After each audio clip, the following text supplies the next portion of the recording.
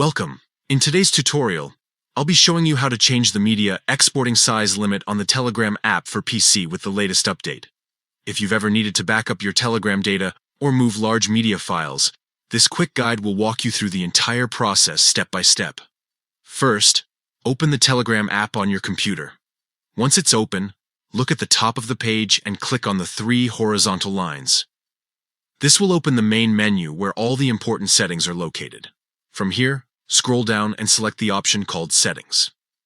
Inside Settings, you'll see several sections, but you'll want to click on Advanced.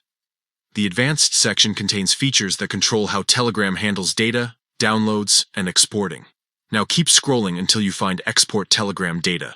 This is the tool that allows you to back up your messages, media, and account details. Click on it, and you'll be presented with a list of options.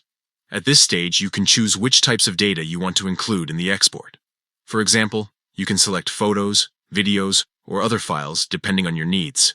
Once you've chosen, look for the size limit option.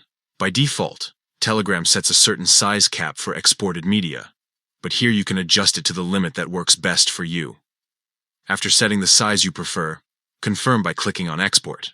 Telegram will now begin processing and collecting your selected data into a backup file. Depending on the amount of data you included, this step may take a little time, so simply wait until the export finishes. Once the process is complete, you'll see an option called Show My Data. Click on it, and Telegram will open up the folder containing your files. From there, all your exported media and information will be conveniently accessible on your PC, and that's it. With just a few clicks, you've successfully changed the exporting size limit and created a backup of your data.